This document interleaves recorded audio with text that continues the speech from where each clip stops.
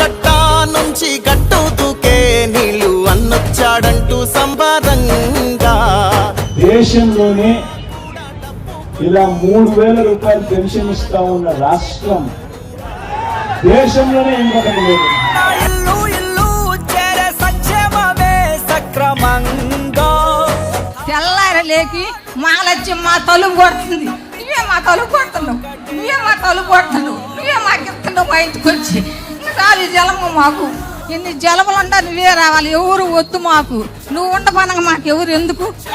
కానీ అమ్మఒడి కానీ నెక్స్ట్ రైతు భరోసా ఇవన్నీ నాకు వస్తున్నాయి sir. Women empowerment sir. Sir మాకు ఆ శక్తిని ఇచ్చినారు మీరు.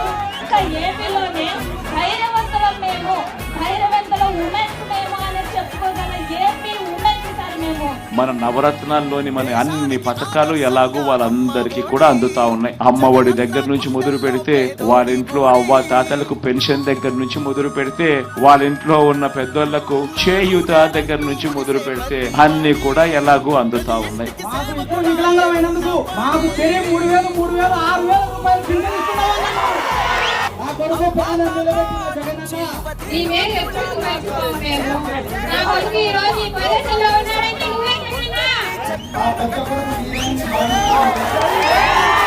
అన్ని పథకాలు తీసుకున్న పిల్లలు 2 నర్సింగ్ చేస్తున్నారు, 1 బీటెక్ చేస్తున్నారు. నీ ప్రభుత్వం వల్ల నా పిల్లలు బాగా చదివించాను.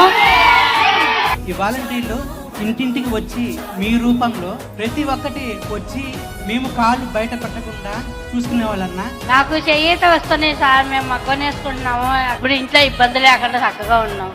ఆ చేయూత వచ్చినాయి, మగ్గం డబ్బులు వచ్చినాయి, అన్ని వచ్చినాయి. అవతల వాళ్ళు మన మీద దాడి చేస్తా ఉన్నారు అనంటే, లేదా సాక్షాత్తు నా మీదనే ఈ మాదిరిగా దాడి చేస్తా ఉన్నారు అనంటే దాని అర్థం ఏమిటి?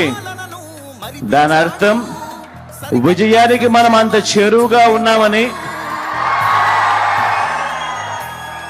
దాని అర్థం విజయానికి వాళ్ళంత దూరంగా ఉన్నారు అని. తల వంచిన ఆంధ్రుల కీర్తిని నిలబెట్టాడు